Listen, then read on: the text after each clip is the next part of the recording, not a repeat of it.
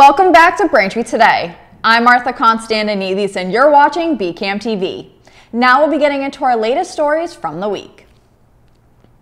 Protesters have taken to the streets following the U.S. Supreme Court's decision to overturn Roe v. Wade, the landmark decision made by the Supreme Court that generally protects a pregnant woman's liberty to choose to have an abortion. In Massachusetts, the overturning of Roe v. Wade will not affect anyone's right to have an abortion or access to proper reproductive health resources. Governor Charlie Baker, within moments of the decision, signed an executive order that bars Massachusetts from cooperating with extradition attempts from other states that may pursue criminal charges in connection with receiving or performing reproductive health services that are legal here. Over the weekend, thousands of protesters marched through the streets of downtown Boston after the Supreme Court's decision to overturn Roe v. Wade. On Saturday alone, between 500 to 1,000 people attended two rallies hosted outside of the Massachusetts State House, where people held a variety of signs reading "Bands off our bodies" and "We won't go back." At the protest, a Cambridge woman, Madge Kavlan, said, quote, "As somebody who fought for abortion rights in the 1970s and beyond, it is so disturbing to see where we've come to now in this country," end quote. On Sunday, rallies were also held on Cape Cod, Newburyport, West Brookfield, and Lynn. Those rallying in the state and across the country are calling for abortion rights for women and reproductive rights for all people.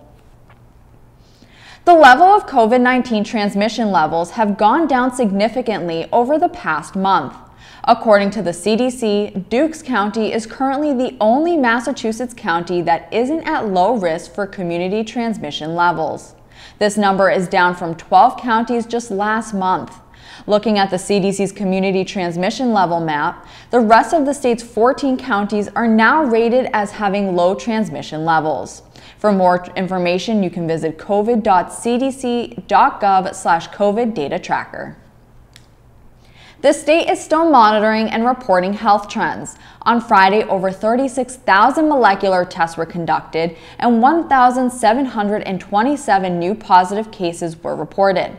Currently, 481 people are hospitalized in Massachusetts and 38 are in the ICU. 10 new deaths were also reported. This does not include data reported over the weekend. The town of Braintree also continues to monitor COVID data from the state. In the last week, the town hall hasn't reported any new positive cases. The town hall website currently shows a total of 10,564 positive cases since the start of the pandemic. There have been no new fatalities reported in 4 weeks, keeping Braintree's total deaths at 137. Thanks for watching Braintree Today. We'll be right back with more after the break. The COVID-19 vaccine doesn't contain the virus, so you can't get COVID from the shot. You may experience things like muscle aches, fever, or tiredness, but these are most likely signs that your body is building immunity to protect against the virus. Learn more. Welcome back. The head football coach at Braintree High, Brian Chamberlain, is officially saying goodbye to the team after 11 seasons with the Womps. The head coach will now be spending his days at Southeastern Regional High as their new football coach. Of course, Chamberlain is exchanging Braintree for Easton in part so he can watch his daughter Katie play soccer for the Hawks. Chamberlain announced his new journey on Twitter, writing, quote, "I love the school, I love the kids. My daughter is a freshman at Southeastern now, and my son TJ just graduated from there. You blink your eyes and all of a sudden your kids are getting older. One of the things I was talking to my wife about was that I really want to watch my daughter play soccer. I want to be around her and not miss her 4 years in high school," end quote. On Saturday, June 25th, the town of Braintree gathered together for the 49th annual Braintree Day celebration. The day of celebration was kicked off with the traditional morning parade.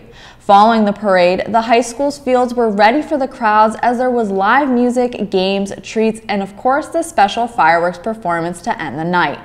If you didn't get to see it or would like to re-watch the parade, head to BCAM TV's public channels, Comcast Channel 9 and Verizon Channel 28, or you can always watch it on our YouTube channel at youtube.com/bcamtv.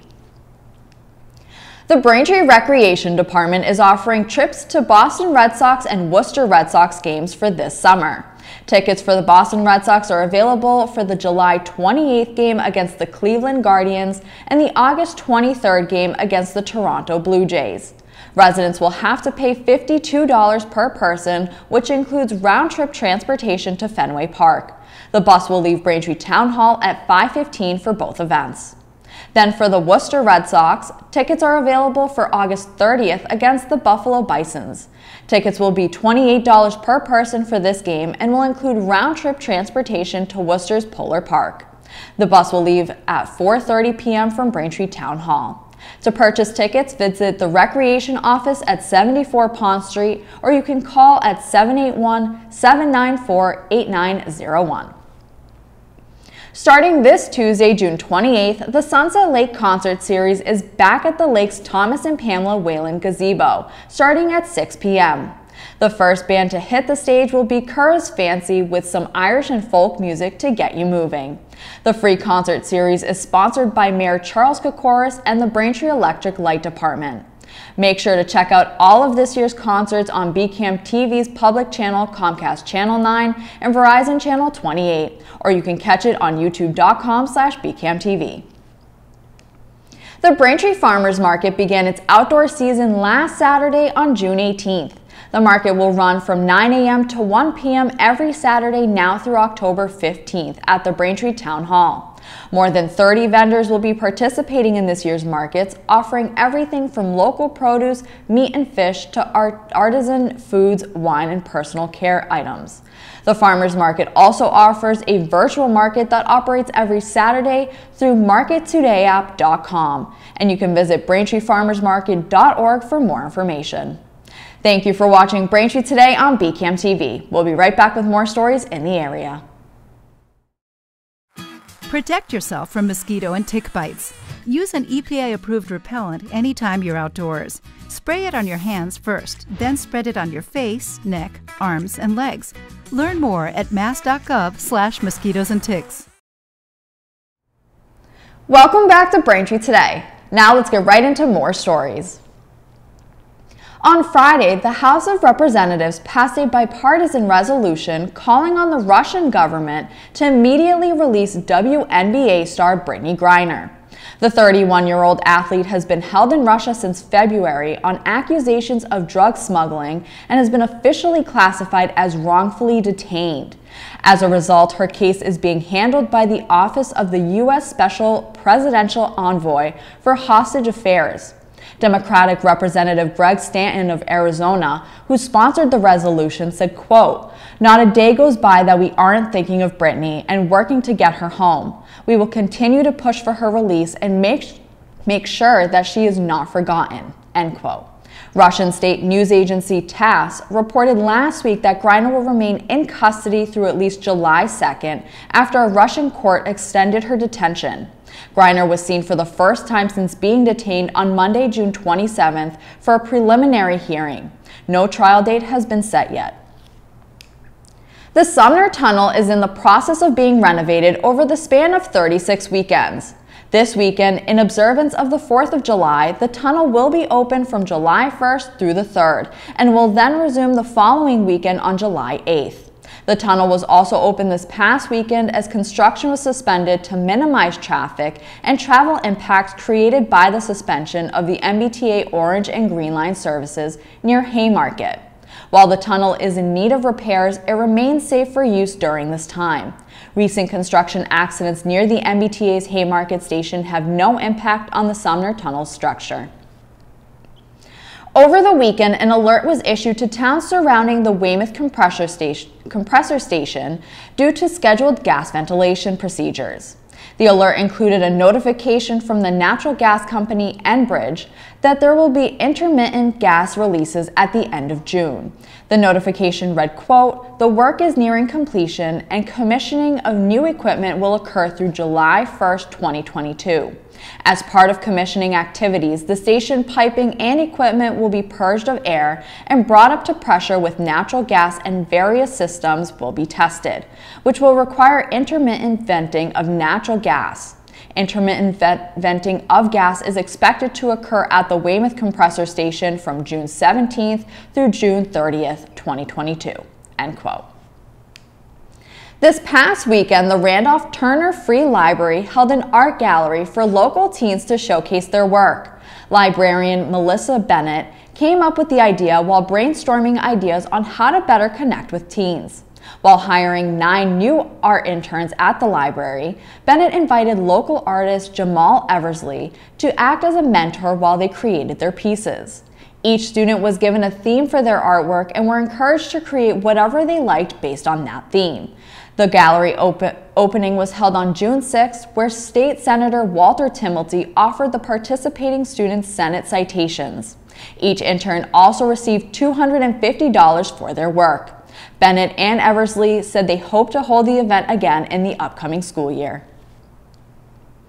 The 2022 A Community Thrives program, a $2 million initiative created by the Gannett Foundation, will award grants to groups looking to improve their communities.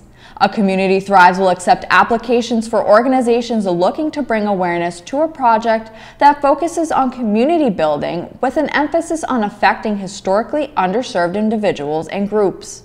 Director of the Gannett Foundation, Sue Madden, said the program offers not only grants but opportunities for organizations to extend their networks and deepen their donor base by creating connections with their consumers. Organizations can apply to a communitythrives.mightycause.com/giving-events/act22/home. The fundraising phase of the program will take place from July 18th through August 12th, and recipients will be announced on October 5th. Thanks for watching Braintree Today. We'll be right back with more in entertainment. Mosquitoes are out. Protect yourself from mosquito bites and the illnesses they can cause, like Triple E and West Nile virus. When outdoors, use an EPA-approved repellent and wear protective clothing. Learn more at mass.gov/mosquitoes and ticks. Welcome back to Braintree Today. Now here are some new movie and binge-worthy show recommendations. First up, after nearly 2 years, The Umbrella Academy finally released Season 3 last Wednesday on June 22nd. At the end of The Umbrella Academy Season 2, the Hargreaves family returned to their original timeline that they left in Season 1, only to learn that their actions in 1960s Dallas meant that Reginald Hargreaves decided not to adopt them. Luther, Diego, Allison, Klaus, Five, and Victor learn that they have been replaced by a new group of superheroes who are part of the Sparrow Academy. The Sparrow Academy, like the Umbrellas, consists of 7 superheroes, including their late sibling Ben, who is now alive and part of the Sparrow Academy, though he is quite different to the brother they knew and loved. Season 3 will see the characters not only deal with each other, but also a phenomenon known as the Kugelblitz, which starts destroying things in the universe by sucking it into a makeshift black hole. Season 3 consists of 10 episodes in total, and these will all be available to watch on Netflix. Next in entertainment, if you haven't watched it yet, Stranger Things Season 4 was released on Netflix on May 27th. The series takes place in 1980s Indiana, following a group of young friends who witness supernatural forces and secret government exploits. As they search for answers, the children unravel a series of extraordinary mysteries. Season 4 is split between 3 main plot lines. Taking place in 1986, the group who remain in Hawkins must face a new supernatural threat known as Vecna, while the group in California try to find their way to get to Eleven, who is dealing with her own battle of managing to regain her powers.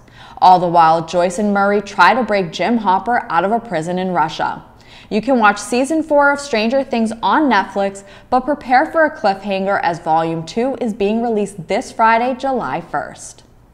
And finally, Warner Brothers has released Elvis, the epic big screen spectacle that explores the life and music of Elvis Presley, starring Austin Butler and Oscar winner Tom Hanks. Elvis's story is seen through the prism of his complicated relationship with his enigmatic manager, Colonel Tom Parker. As told by Parker, the film delves into the complex dynamic between the two spanning over 20 years. From Presley's rise to fame to his unprecedented stardom against the backdrop of the evolving cultural landscape and loss of innocence in America. You can see Elvis in theaters now. That'll do it for news today. I'm Martha Konstandinidis, and thank you for watching Braintree Today on BCAM TV. Stay safe, and we'll see you next time.